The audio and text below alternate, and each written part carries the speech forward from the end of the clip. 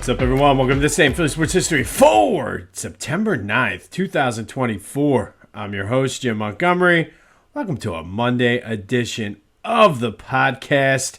We start year 3 today, and unfortunately, we're starting with a 10-1 Phillies loss. Seth Johnson was not good in his Major League debut, and the fifth starter continues to be a problem for the Phillies, which I guess come the postseason is not necessarily going to be an issue. However, for the next 3 weeks or so, you're going to need a fifth starter. So not sure whether Kobe Allard gets called back up or what's going to happen. Hopefully Topper can work the days off in there, but we are officially in crunch time. And I don't know. I'm starting to get nervous with these injuries. I asked you guys yesterday, are you getting concerned with these nicks and bruises? 100% of you said yes. Thank you, as always, for participating in the question of the day. The latest one is Sosa, who tweaked his back, who is now on the IL, that he joins JT, not Cody Clemens, Alec Boehm, Austin Hayes. Bryce winced a little bit when he swung. He said that's just going to happen the rest of the season. You got to try to get these guys healthy. And like I said, I'm starting to get concerned with some of these injuries. However, if you're going to have them, I guess now would be the time.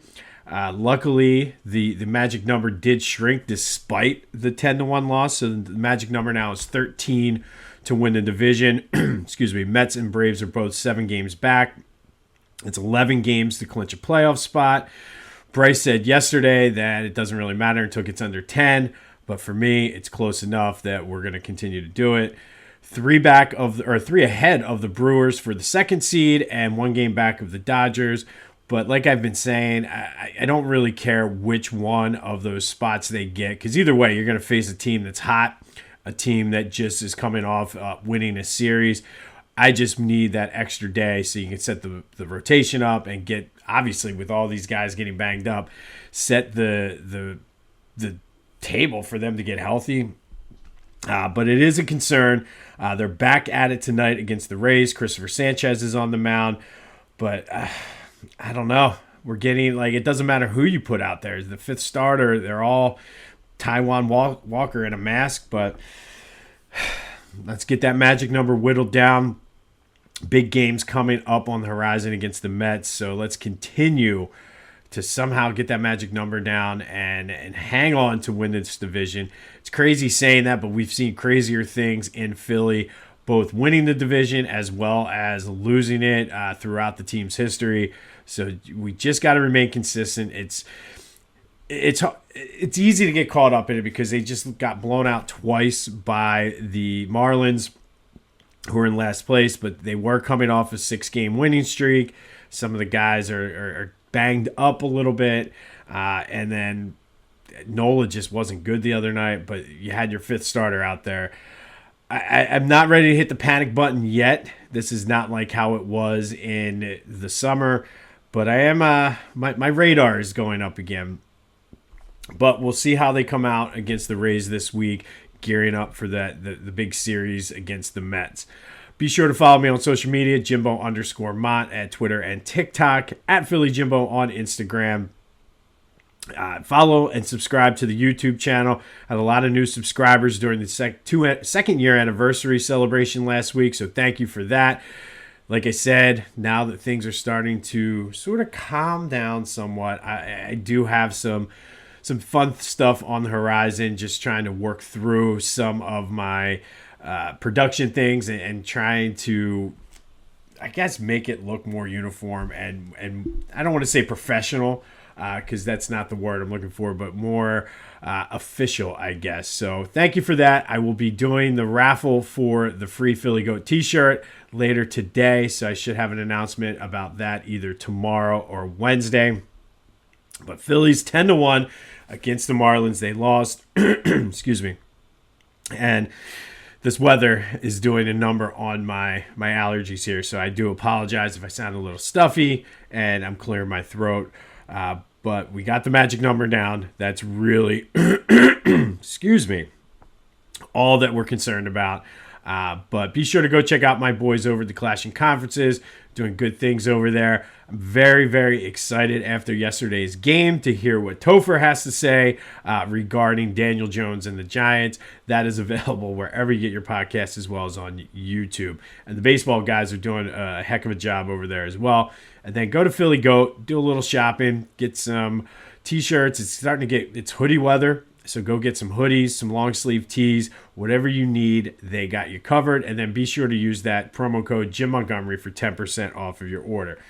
All right, speaking of the NFL, I told you yesterday it was a stress-free Sunday. It was nice. We had a baseball game, and then we had some family over to celebrate my son's birthday, which is Wednesday. Had the Red Zone on, and it was great seeing, like I said, the Giants fall apart, Washington get killed. Dak got his contract. Cowboys look good. But I just don't know how good the Browns are. Starting to question the legitimacy of Deshaun Watson. And then in my text chain I have with a couple guys, we were going back and forth about, remember that the Eagles were making a run at him at one point, and thank God they didn't. And for all the things you want to say about Jalen Hurts, Howie Roseman did make the right choice. Lions beat the Rams last night. And I'll be honest, did not watch any of that game. I was knocked out after a long weekend of sports and celebrating for my son. But you got to love the stress-free football. Atlanta didn't look too good against Pittsburgh.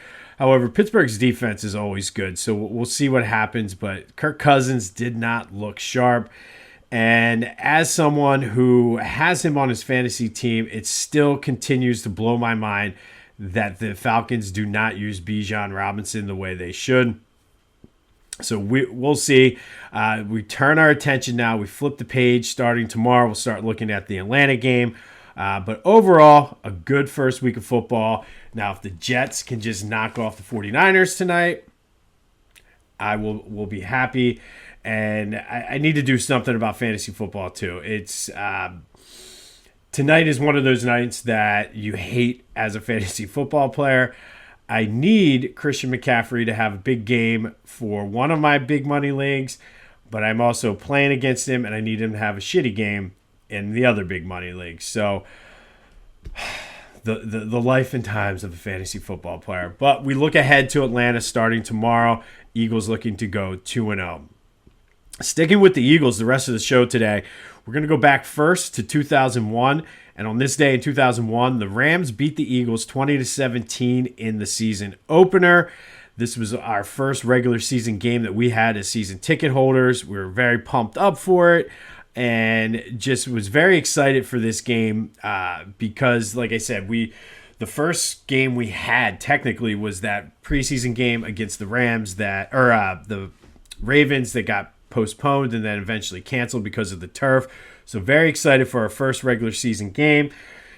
Eagles basically dominated this game. However, they went down early. They were down 14-3 at halftime against the greatest show on turf. They were coming off of, I don't think they won it the year before. They won it 2 years prior. Of course, the Eagles fumbled the very first snap of the game. That was Bubba Miller was the center, but this is Hank Fraley's first game as center for the Eagles. And then they were down 17-3 in the third quarter. And then the defense, though, played very, very well that game, shutting down Marshall Faulk and the greatest show on turf. Donovan McNabb led the Eagles back with 2 touchdowns passes to Cecil Martin.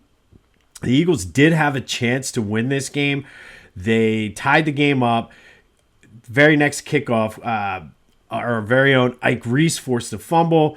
Quentin Caver, though, tried to scoop it up and score instead of falling on it, and the Rams did recover, and it went into overtime.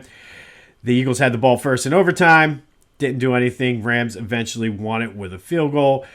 Not the last time we'd see the Rams that season. The Eagles did go 11-5, winning the division, and then they faced off against each other in that epic NFC Championship game in which the Eagles had a lead in that game, and then Marshall Faulk kind of took over. But on this day in 2001, Eagles lose to the Rams 20-17 in overtime in a game that they really should have won, and it really would have set the tone for that season. I will say, though, the defense really stepped up and showed out, and we saw Donovan McNabb kind of have his coming out party that season, but it was not meant to be.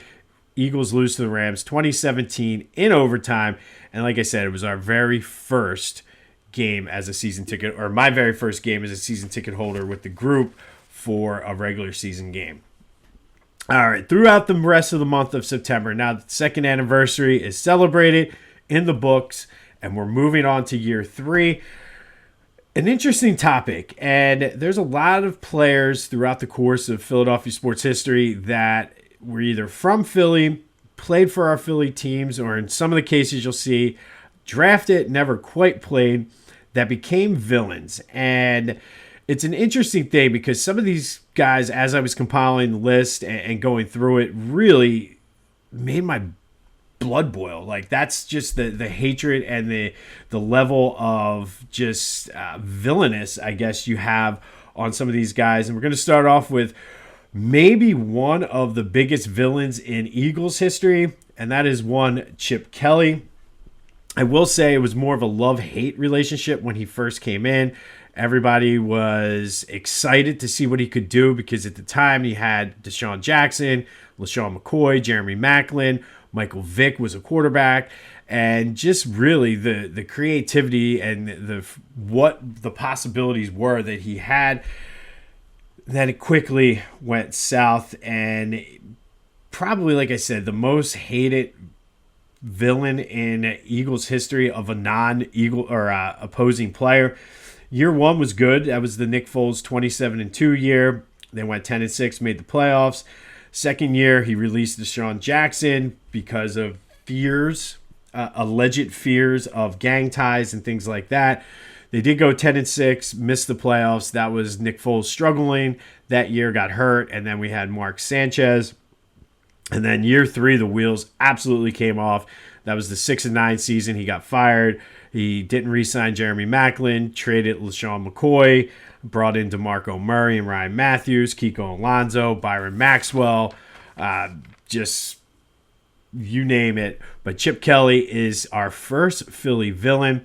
And I did an episode, I talked yesterday as I was going through the history of the podcast, the original Back to the Future podcast. I did do an episode on that and on Chip Kelly, and you could certainly make the argument. Now, hear me out. You can make the argument that the Eagles don't win the Super Bowl without Chip Kelly. So it's one of those things. Like, he put Howie Roseman in the closet, and we heard it in Jason Kelsey's speech. He was a new man when he came out of that closet. Also, guys like Kiko Alonso and Byron Maxwell were pieces then that Howie was able to use in order to move up to draft Carson Wentz, who, despite what everybody feels today about Carson Wentz, they don't win the Super Bowl without Carson Wentz that year. So I'm hesitant to give Chip all the credit because 100% he doesn't deserve all of the credit. But I think you can make the argument that if it wasn't for Chip Kelly bringing in those guys that later were used for trade pieces to move up to get Carson Wentz, you can make the argument that they don't win the Super Bowl. One of the most underrated things Chip Kelly did do was re-sign Brandon Graham, who wasn't necessarily living up to potential and all those things. You don't win the Super Bowl without Brandon Graham. And I don't know if this was Chip Kelly or if it was still Howie Roseman. It was sort of that transitional time. He also, Malcolm Jenkins did get signed during Chip Kelly's tenure. But Chip Kelly is a villain. Definitely traded away LeSean McCoy, who was a fan favorite and should have never left Philadelphia. Desean Jackson was just flat out released. And really, if you listen to the LeSean McCoy, Desean Jackson podcast when they did the whole thing on Chip, really changed the trajectory and impacted the earning potential, really, of Desean Jackson by doing that. But that leads into today's question of the day, because you can make the argument that those guys, like I said, that Chip brought in were used in pieces to build the Super Bowl team. Would the Eagles have won a Super Bowl had they kept Desean Jackson and LeSean McCoy? And it's an interesting debate, and I know each season is different and things sort of play out the way they're going to play out. But that's my question to you. Would they have won the Super Bowl had they kept D-Jax and Shady? 267-495-8531. That'll get you into the Back to the Future voice and text line. Answer the question. Vent about Chip Kelly if you want. That's what the voice line is there for. The text line, all of it. Get your frustrations about Chip.